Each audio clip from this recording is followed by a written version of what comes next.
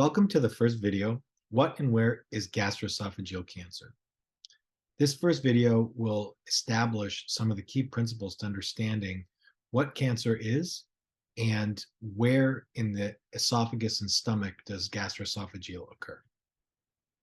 So first, what is cancer?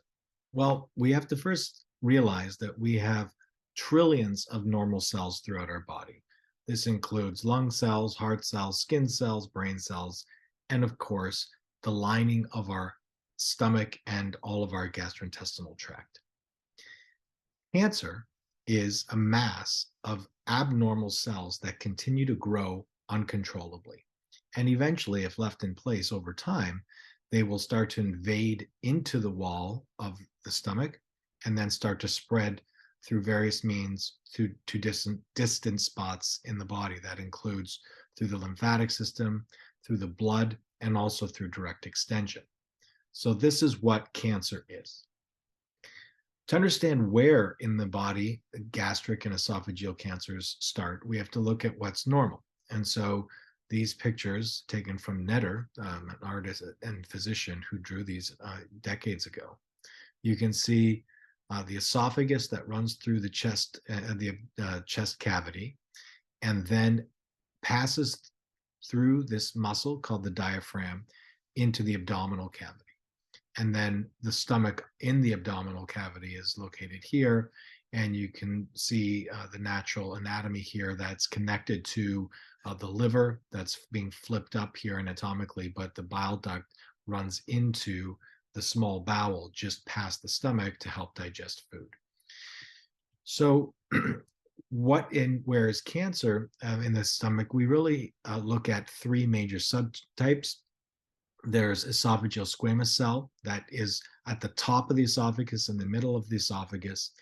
And then there's esophageal adenocarcinoma and esophagogastric junction adenocarcinoma, this one category here that encapsulates three major subgroups. The esophagus, the far end of the esophagus that we call the distal esophagus, or so-called type 1 C-warts. The actual junction, or the GE junction, where the esophagus meets the stomach, or so-called type 2 C-warts. And then the top of the stomach called the gastric cardia, or type 3 C-warts. And then the third major category of cancer here is gastric cancer proper, or non-cardia gastric cancer. And that encompasses the body of the stomach and also the far end, or the distal end of the stomach, where the antrum and then the pylorus and the pyloric sphincter is, that then transitions into the small bowel, the first part of the small bowel called the duodenum. So those are the three major subtypes, and we're going to be talking about these throughout the various videos because they are different cancers, particularly esophageal squamous cell cancer. And they have different causes that we'll go through, and in some cases, different treatments. However, despite this known recognition of different cancers, when we get to the treatment section, you're going to see that for gastric cancer and esophagogastric adenocarcinomas, they're often treated quite similarly, even in the metastatic setting and in the locally advanced setting. So the incidence of gastroesophageal cancer, you can see here in the United States through recent epidemiological statistics, you can see that almost 30,000 new cases per year of stomach cancer and just over 10,000 deaths per year. And esophageal cancer, which includes both the esophageal squamous cells and the esophageal adenos and G junction adenocarcinomas, you can see that there's almost 20,000 cases a year and more than 16,000 deaths per year.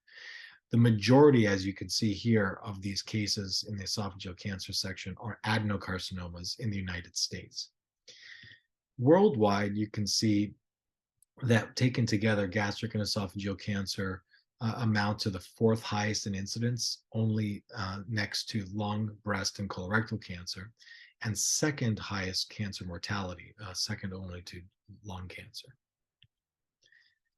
So when we talk about this cancer anatomically, let's focus on the stomach cancer proper, or gastric non-cardia adenocarcinoma.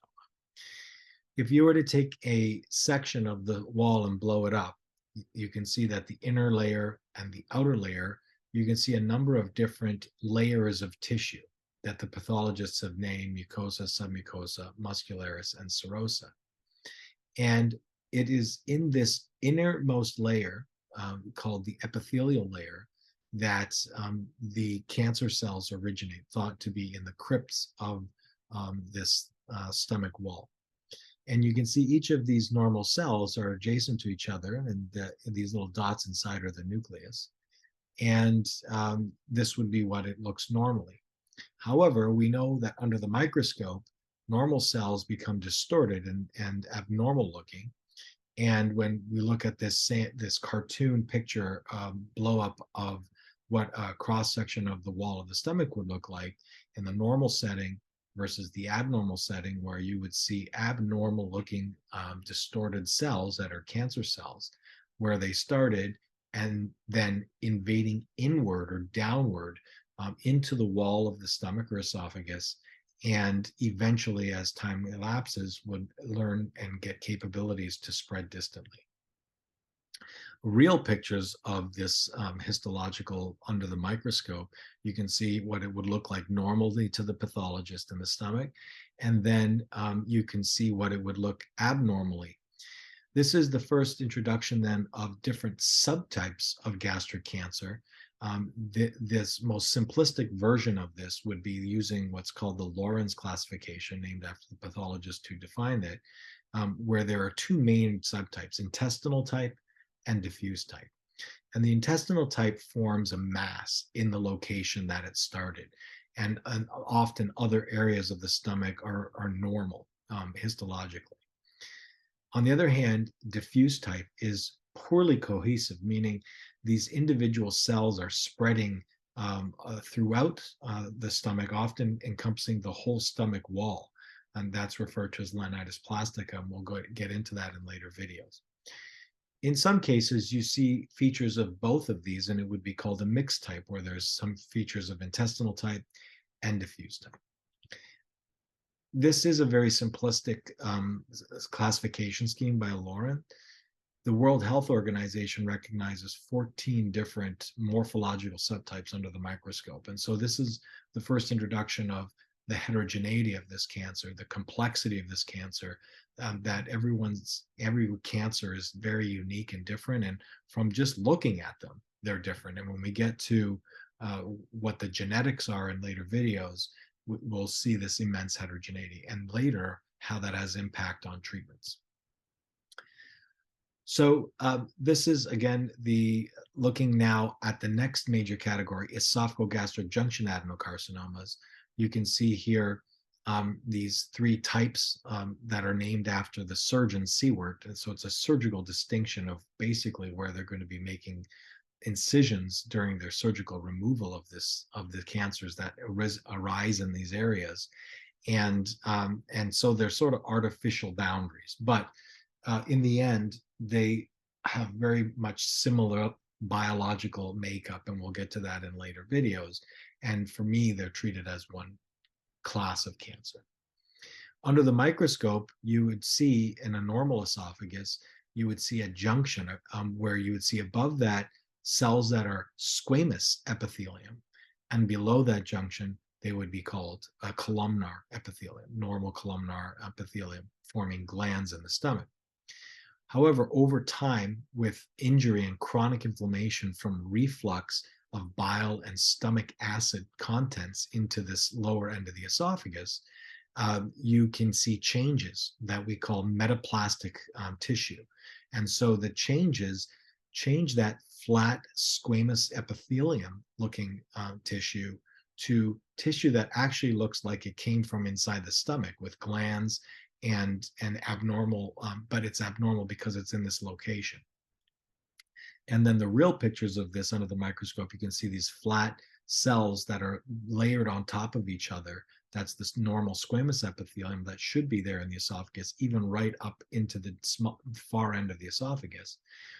Whereas when you get Barrett's esophagus or Barrett's metaplasia, you see the normal squamous cells lie flat on top of each other, but then you see all of this abnormal for the location glandularity, these glands here that are forming mucus inside of them, would look like they came from inside the stomach, but they're inappropriately in the far end of the esophagus. So this is the earliest signs of or pre-neoplastic, we would call it, cancer in the far end of the esophagus, Barrett's esophagus, Barrett's metaplasia.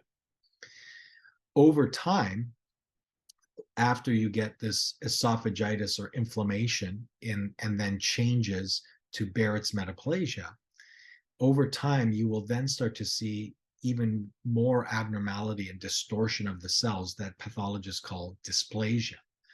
And then over time, you get from low grade to high grade dysplasia, and then eventually outright overt cancer or adenocarcinoma. Adeno because it arises from the glandular tissue, like inside the stomach.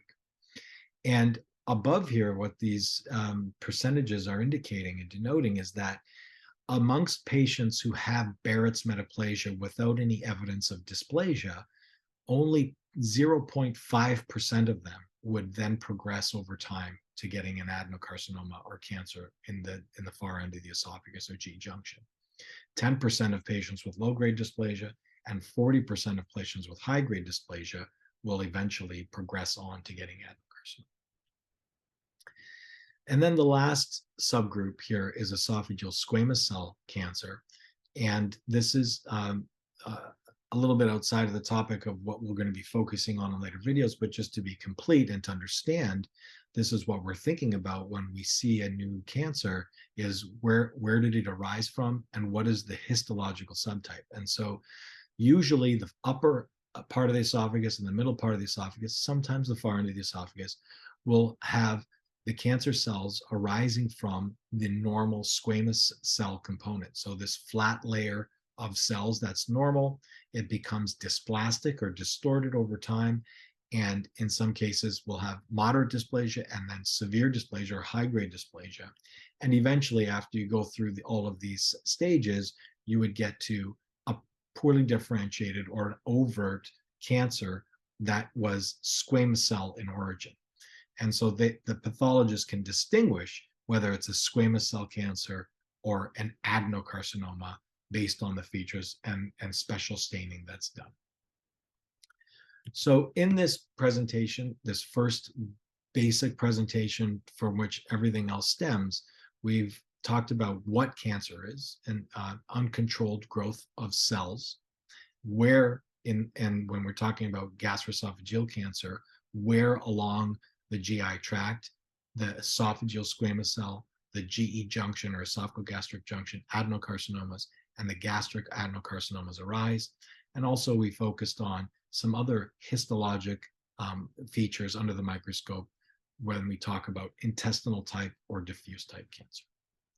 In future presentations, we're going to be looking at what are the risk factors for getting these cancers, how and why do we get these cancers, and from there we will talk about some of the next steps in terms of prognosis, diagnosis, staging, and then on to treatment.